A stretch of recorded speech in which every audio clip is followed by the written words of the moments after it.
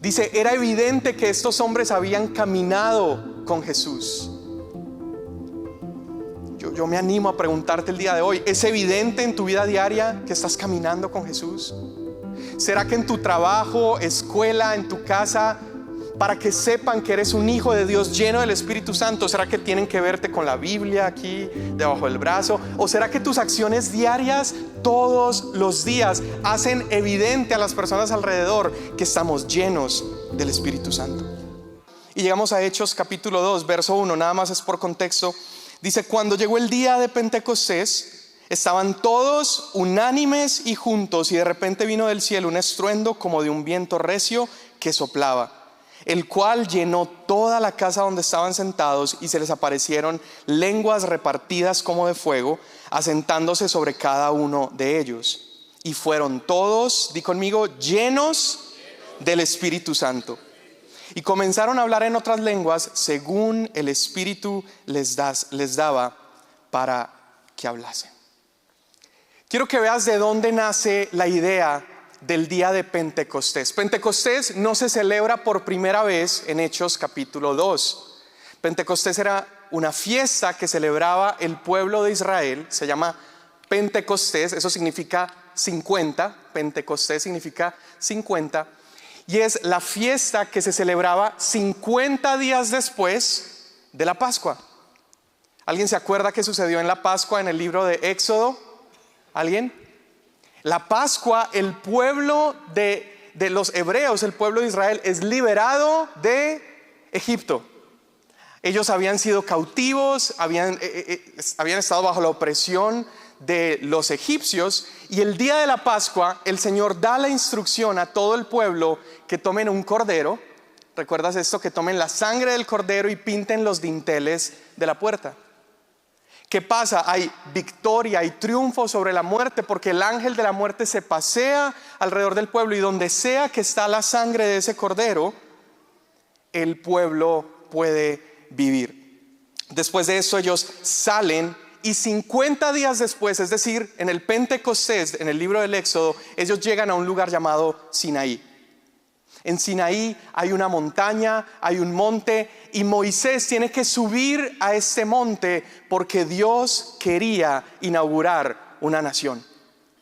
Dios quería hacer de ese grupo de personas que acababan de ser bañados o lavados por la sangre de ese cordero, quería ahora darles un pacto y hacer de ellos una nación. Di conmigo, una nación. Moisés sube al monte, y esta escena es impresionante. El monte dice que está lleno de truenos, está lleno de humo, hay nubes, hay relámpagos, y dice que era como si el Señor hubiera caído sobre el monte como fuego. Dios le da la instrucción al pueblo y dice, hey, nadie se acerque a esta montaña, solamente Moisés puede subir, porque el que sea que se acerque a la montaña va a morir. El que sea que se acerque a la montaña va a morir. ¿Qué ocurre en esa montaña? El Señor escribe con su dedo en 2 tablas de piedra, escribe la ley como esta primer constitución para el pueblo que Dios estaba inaugurando. Ese es el primer pacto, ¿sí? Después nosotros vemos que aunque esta nación había sido librada de la muerte por la sangre del cordero, han recibido la ley y la constitución para ser una nueva nación, han recibido un pacto de parte de Dios. Sin embargo, ese pacto no logró hacer lo suficiente en el corazón del pueblo. Tú ves que 40 días después, ¿qué está haciendo el pueblo cuando Moisés baja del monte? El pueblo se ha levantado un ídolo, un becerro de oro, y están adorando a una imagen hecha con manos humanas. La libertad del pueblo había sido física. Ellos se habían quitado los grilletes de la esclavitud, pero el corazón del pueblo seguía siendo esclavo. Amigos, ¿cuál es la buena noticia del Espíritu Santo? Que en Pentecostés nosotros vemos un mejor y nuevo pacto. Di conmigo, nuevo pacto. ¿Qué sucede en Hechos en Pentecostés? Exactamente 50 días después de que la sangre del cordero ha descendido por el madero, 50 días después de que el pueblo es librado de la muerte por el sacrificio del Cordero perfecto e inmolado. Los discípulos ya no tienen que subir a una montaña, pero ascienden a un lugar llamado ¿cómo se llamaba? The Upper Room, el aposento alto. Perdón, yo soy colombiano y ¿cómo es que se me olvidó? El aposento alto. Ellos suben al aposento alto. ¿Y qué ocurre en ese lugar? Ya no es Moisés subiendo a una montaña, sino que es Dios descendiendo y bajando a su pueblo. En Sinaí el pueblo no se podía acercar a la montaña porque morirían, pero en Pentecostés gente de todas las ciudades podían acercarse para contemplar la gloria de Dios. Ya no había truenos, humo como de un horno. Sin embargo, ¿qué hubo? Dice que hubo como un viento recio. Ya no había un fuego para matar a todo aquel que se acercara, sino que había como lenguas de fuego que se posaban encima de cada discípulo para capacitarlos, para que ellos compartieran con denuedo y pasión el evangelio. Ahora, nosotros vemos que este nuevo pacto es mucho mejor que el primero cuando empiezas a ver cómo el pueblo empieza a vivir después de recibirlo. Primera de Pedro capítulo 2 verso 9 nos habla de esta nueva constitución de un mejor pacto. Dice: ustedes son linaje escogido, real sacerdocio, nación santa, pueblo adquirido por Dios. ¿Para qué? Para alabanza de aquel que los llamó de las tinieblas a su luz. ¿Recuerdas cómo cuando el Señor crea por primera vez a los seres humanos, dice que forma a Adán del polvo de la tierra y luego ¿qué hizo? Sopla sobre ese polvo inerte y esta figura de barro despierta. Es exactamente lo mismo que el Señor hace en Pentecostés. Ese viento recio está despertando a la humanidad para que sea una mejor nación. Está despertando a su pueblo para formar la iglesia como una mejor nación. ¿Y en qué radica la diferencia de estos dos pactos? Bueno, en Hechos Dios escribe su ley en tablas de piedra, pero en el nuevo y mejor pacto Dios escribe su ley en nuestro corazón. Ezequiel capítulo 36 verso 26 dice que Dios removería el corazón de piedra y con su dedo, el mismo dedo con el que talló los mandamientos en las dos tablas, ahora con su dedo iba a tocar nuestros corazones. ¿Por qué es mejor este segundo pacto? Porque antes la ley permanecía externa a nuestro corazón. Era algo que contemplábamos, nos inspiraba y tratábamos de obedecer. Pero con la venida del Espíritu Santo las cosas son muy diferentes. El Espíritu Santo viene a meterse en nuestros corazones y escribir los decretos, los planes de Dios, la voluntad de Dios en nuestro corazón. ¿Has escuchado cuando la gente dice por ahí: no, es que la letra mata, pero el Espíritu vivifica? ¿Has escuchado eso? Generalmente lo escuchamos cuando, no sé, alguien empieza a leer mucho la Biblia y aprender teología y alguien por allá le dice: no lea mucho de eso, mijo, porque la letra mata. Pero no se trata de eso. De lo que trata ese versículo es que la letra, es decir, la ley que Dios había dado en el Éxodo, no tenía la capacidad de vivificar al pueblo porque estaba externa al corazón del pueblo. Sin embargo, el Espíritu da vida. ¿Por qué? Porque ahora el Espíritu escribe la ley en nuestros corazones. Amén. El primer pacto solamente exponía el pecado y la necesidad del pueblo de un Salvador, pero el nuevo pacto es finalmente la respuesta de lo que el pueblo necesita. Y quiero que veas esta diferencia tan clara. Éxodo capítulo 32 y Hechos capítulo 2. Vas a tener esta comparación en las pantallas. Éxodo 32 dice: esto es después de que Moisés se da cuenta que están haciendo un becerro de oro y viene un juicio sobre el pueblo. Dice: los hijos de Leví lo hicieron conforme al dicho de Moisés y cayeron del pueblo en aquel día como 3,000 hombres. Y mira lo que dice Hechos capítulo 2, verso 38. Pedro les dijo, esto es después de la venida del Espíritu Santo. Pedro les dijo: arrepiéntanse y bautícense cada uno de ustedes en el nombre de Jesucristo para el perdón de pecados, y recibirán el don del Espíritu Santo. Verso 41. Así que los que recibieron su palabra y fueron bautizados, y se añadieron aquel día, ¿cuántos? Como 3,000 personas. Alguien puede decir: hey, eso es una coincidencia. Yo creo que no. Yo creo que es la evidencia de que el antiguo pacto no tenía la capacidad de hacer lo que el nuevo pacto podía hacer. Con Moisés, Dios da la ley, 3,000 personas mueren. Con el Espíritu Santo, Él viene, inaugura la iglesia, ¿y qué pasa? 3,000 personas viven. 3,000 personas son encendidas con la vida y el poder del Espíritu Santo. Amigos, la llenura del Espíritu Santo es la verdadera vida de la iglesia.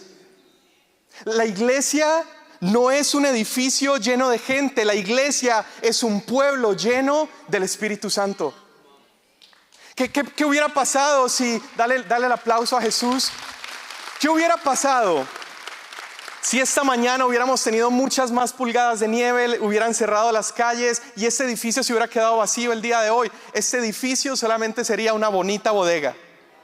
Pero la iglesia es un pueblo que está lleno del Espíritu Santo. Amigos, y donde el Espíritu Santo gobierna y donde el Espíritu Santo llena a su pueblo, entonces Cristo se hace visible. La gente puede empezar a ver a Dios. A diferencia de Éxodo, reciben la ley y el pueblo inmediatamente fracasa. Mira lo que sucede en Hechos. Reciben el Espíritu Santo y Hechos 2:42 dice: y perseveraban en la doctrina de los apóstoles y en la comunión unos con otros y en el partimiento del pan y en las oraciones. Primer pacto, fracasan inmediatamente. Segundo pacto, ¿qué dice? Perseveraban. Di conmigo: perseverar. Le damos gracias a Dios por hablar en lenguas. Le damos gracias a Dios porque podemos poner manos sobre los enfermos y los enfermos pueden sanar. Damos gracias a Dios por los dones del Espíritu. Pero ¿sabes qué es lo principal que deberíamos ver en nuestras vidas? Si hemos sido llenos con el Espíritu Santo, perseveraríamos. Perseverar en la fe, perseverar en compartir el Evangelio con los demás. Ahora, ¿cómo se ve esa llenura en acción?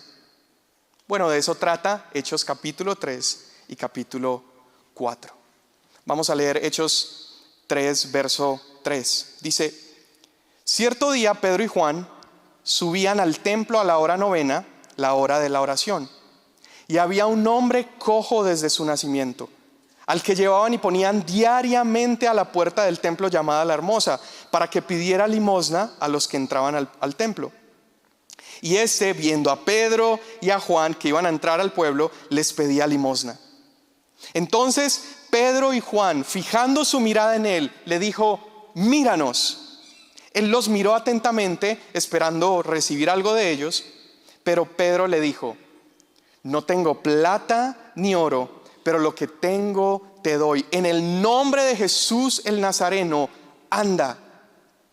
Y tomándolo de la mano derecha lo levantó. Al instante sus pies y tobillos cobraron fuerza. Recuerda, Lucas es un médico. Lucas en este momento está dando testimonio de este milagro impresionante. Y dice: cobraron fuerza y de un salto se puso en pie y andaba. Entró al templo con ellos caminando, saltando y alabando a Dios. Estando el que era cojo aferrado a Pedro y a Juan, todo el pueblo lleno de asombro corrió al pórtico llamado de Salomón. Esta es una de las primeras evidencias que tenemos de lo que ocurre cuando un pueblo vive lleno del Espíritu Santo. Lo primero que nosotros podemos ver es que hay manifestaciones de Dios queriendo transformar la condición de seres humanos. Hay un hombre que está ahí con una necesidad tangible, una necesidad real, y Dios pone en el corazón de su pueblo, específicamente de Pedro y de Juan, hacer algo al respecto por ese hombre necesitado. ¿Qué más hace la llenura del Espíritu Santo? Da autoridad para nosotros compartir el Evangelio y, escucha, demostrar el Evangelio. Porque a veces somos muy buenos en dar un Evangelio que es audible, pero no un Evangelio que es visible. Es muy fácil a veces predicar con palabras, pero es difícil demostrarlo con hechos. Y el Espíritu Santo nos capacita para que el Evangelio sea más que palabras. Recuerda un poquito más atrás, Pedro predica un sermón, 3,000 personas se convierten. Ahora con la llenura del Espíritu Santo, ¿verdad? Y con la manifestación de la llenura del Espíritu Santo mediante ese don de sanidad, ya no se convierten 3,000 personas, se convierten 5,000. ¿Por qué? Porque hay una evidencia visible del poder de Dios. Sin embargo, yo cuando leo esta historia, para mí lo que más me emociona y lo que más me llama la atención, escúchame, no es el hecho de que Él haya levantado al cojo.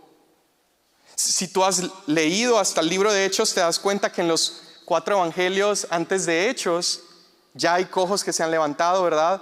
Hay leprosos que han sido curados, incluso hay muertos que han sido resucitados. ¿Sabes qué es lo que más me impresiona leer esta historia? Es ver a un Pedro que 50 días atrás estaba negando a Jesús. 50 días atrás Pedro estaba lleno de temor, estaba asustado, estaba agobiado. Dice Lucas capítulo 22 verso 55. Es cuando Jesús ha sido apresado. Pedro está ahí como chismoseando, viendo a dónde se van a llevar a Jesús. Y dice Lucas 22:55, y Pedro se sentó también entre ellos, pero una criada, al verle sentado en el fuego, se fijó en él y dijo: este también estaba con él. Pero él lo negó diciendo: mujer, no lo conozco. 50 días atrás Pedro se asusta porque una sirvienta del sumo sacerdote lo confronta. Una jovencita, probablemente una muchacha, era una esclava. No era un ejército, no era gente con gran autoridad.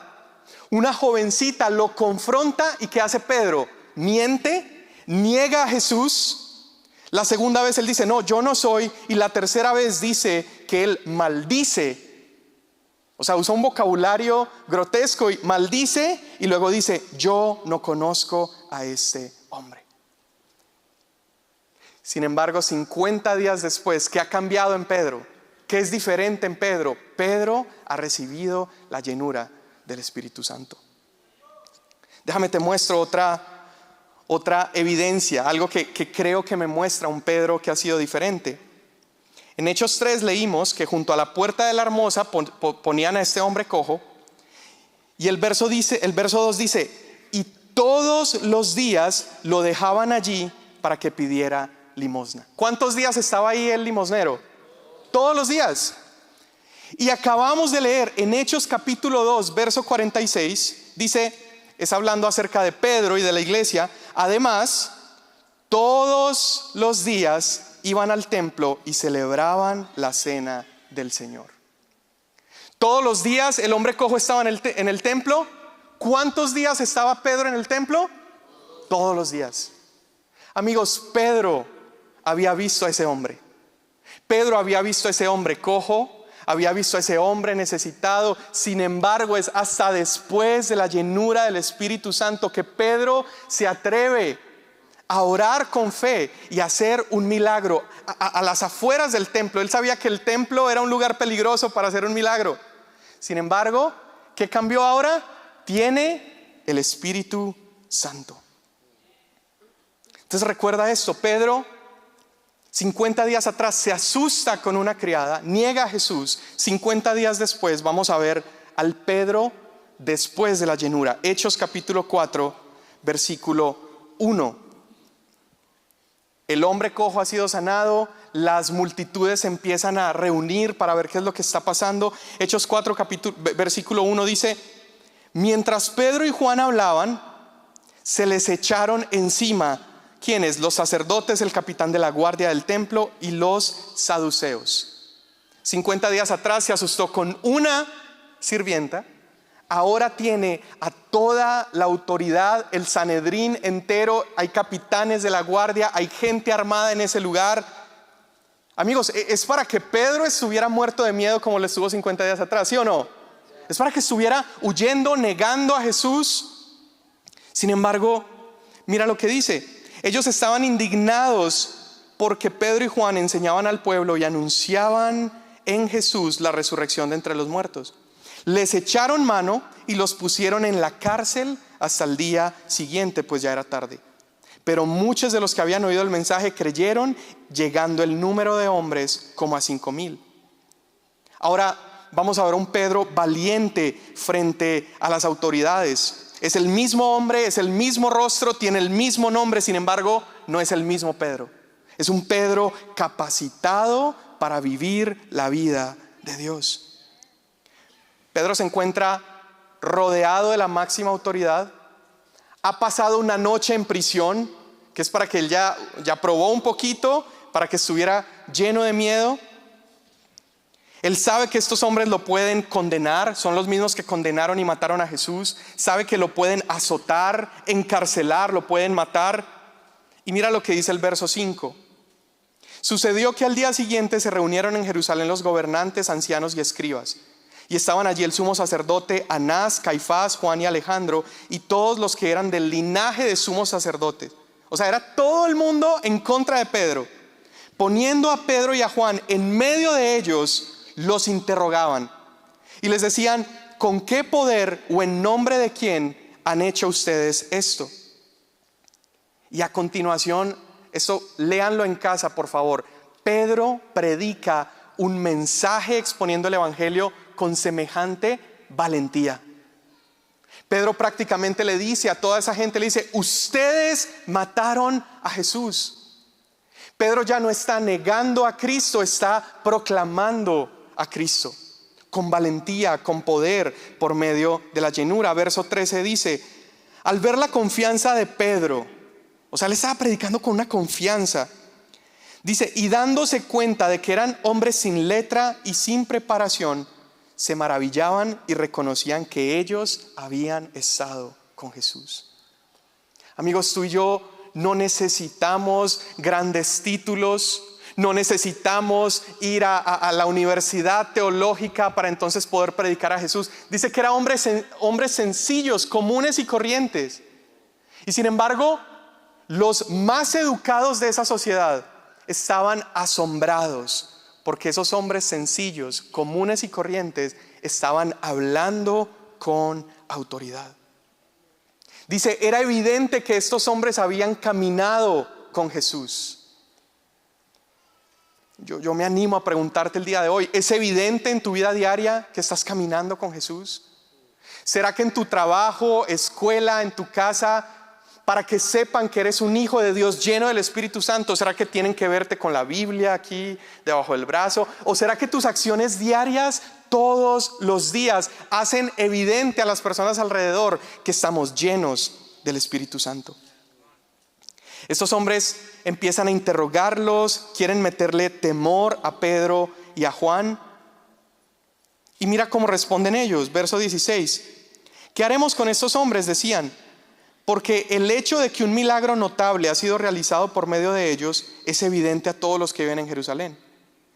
Pero a fin de que no se divulgue más entre el pueblo, vamos a, ¿qué dice? Amenazarlos para que no hablen más a ningún hombre de este nombre.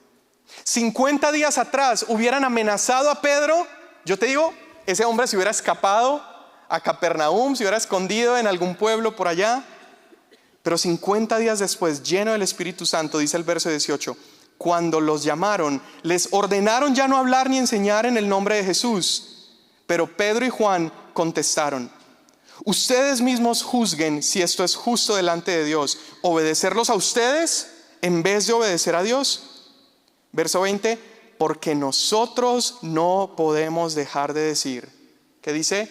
Lo que hemos visto y oído. ¿Te acuerdas qué es lo que Jesús le había prometido a los discípulos? Les dice, quédense en Jerusalén y ustedes recibirán poder, Hechos 1:8, cuando haya venido sobre ustedes el Espíritu Santo y me serán, ¿qué dice? Testigos. ¿Qué es un testigo? Un testigo es alguien que ha visto y oído. Alguien que ha visto y oído. Pedro se ha convertido en un testigo fiel, no porque Pedro fuera muy valiente, sino porque Pedro estaba lleno del Espíritu Santo. ¿Cómo pudo Pedro ahora responder con tanto valor? Había sido apresado, duró una noche en prisión, lo estaban amenazando. ¿Qué es lo que cambió? Lee conmigo Hechos 4:8. Cuando Pedro les empieza a contestar, dice así: entonces Pedro, lee conmigo esto, lleno del Espíritu Santo, les dijo. Pedro, lleno del Espíritu Santo, les dijo. Familia, lo que hace la diferencia en nuestra vida como creyentes no es que tanto sabemos, no es las palabras que decimos. Lo que hace la diferencia en tu vida y en mi vida es si actuamos llenos del Espíritu Santo. Y escúchame, la llenura del Espíritu Santo no es solamente útil el domingo en la mañana en la iglesia. La llenura del Espíritu Santo es lo que hace que puedas vivir todos los días, de lunes a domingo, haciendo la voluntad de Dios. Imagínate que pudieras dejar de depender de la aprobación de los seres humanos y que lo único que importa es la aprobación de tu Padre Celestial. Imagínate que empiezas a decirle no a la tentación que antes te dominaba y te gobernaba, pero ahora por el poder del Espíritu Santo tienes denuedo y capacidad de decir no. Imagínate en tu matrimonio poder responder ahora no con ira, sino con paciencia, que es uno de los frutos del Espíritu Santo. Y imagínate que antes esas situaciones que te hacían explotar ahora se convierten en oportunidades para mostrar gracia, favor, para compartir a Jesús. Amigos, imagínense poder pedir perdón primero, antes de sentir que el otro tiene la culpa, el otro es el que tiene que venir. Imagínate poder responder con dominio propio a tus jefes en la empresa. Cuando haya una injusticia en tu vida, todo eso es posible por el Espíritu Santo. Amén. Imagínate una iglesia donde ya no huimos de los problemas, sino que los enfrentamos llenos del Espíritu Santo. Imagínate que el Espíritu Santo convierte esas excusas donde decíamos, no, es que yo no me puedo comprometer mucho ahorita. Que el Espíritu Santo convierta esas excusas ahora en combustible para servirle. La única manera que vamos a poder decirle, Jesús, sí puedo, no es cuando nos armemos de valor y de capacidad, es cuando nos llenemos del Espíritu Santo. No es cuanto más nos esforcemos por ser mejores, es cuanto más nos abramos para ser llenados por Él. Imagínate poder predicar el Evangelio en tu trabajo, en tu familia, poder ser luz en todo lugar en donde estás. Imagínate poder traer a ese asiento que hay vacío al lado de ti, poder traer a ese compañero de trabajo que sabes que está roto en este momento, que sabes que está batallando en su matrimonio, que sabes que uno de sus hijos está en adicciones. Imagínate poder invitar a ese familiar, a ese primo, a ese tío que tanto está sufriendo, pero no has podido hacerlo porque somos como un Pedro 50 días atrás, llenos de temor, intentando en nuestras fuerzas. Amigos, pero 50 días después, el Señor, sabiendo que éramos incapaces en nuestras fuerzas, nos envió al Consolador, el Ayudador, el Paracletos, le llama el Nuevo Testamento, aquel que nos ayuda, que nos levanta, que nos fortalece, que nos capacita, que nos habilita para toda buena obra. Yo quiero que te pongas de pie. Yo no sé tú, en este momento en mi corazón arde un deseo por ver mi vida y por ver mi iglesia llena del Espíritu Santo. A veces decimos, Dios, es que es tan difícil seguirte, es tan difícil servirte. Sí, difícil en mis fuerzas, pero por medio de la llenura del Espíritu Santo se vuelve lo mejor de tu vida. Lo mejor de tu vida. Efesios capítulo 5, verso 18 dice: sean llenos con el poder del Espíritu. Y es una frase muy corta, pero si analizas esa frase, es una frase que está en el presente, está escrita en el tiempo presente. Es una frase, es un imperativo. ¿Qué significa un imperativo? Que es una orden. Y además es una frase que está escrita en la voz pasiva. ¿Qué es voz pasiva? Que voz pasiva es cuando el sujeto no realiza la acción, los que se acuerdan de clase de gramática y todo, sino que voz pasiva es cuando el sujeto recibe la acción. ¿Qué significa eso? Cuando la Escritura nos dice sean llenos del Espíritu Santo, significa soy bautizado y soy salvado, y cuando soy salvado recibo el Espíritu Santo, pero constantemente en el tiempo presente, imperativo, es decir, una orden. Todos los días de mi vida tengo la orden, la instrucción, el mandamiento de ser llenado por el Espíritu Santo. Ahora, ¿qué significa que está en la voz pasiva? Significa que lo único que yo tengo que hacer es abrirme al Espíritu de Dios y decirle: Señor, lléname con tu Espíritu Santo. Es lo único que me corresponde a mí. Entonces el día de hoy quiero invitarte, levanta tus manos.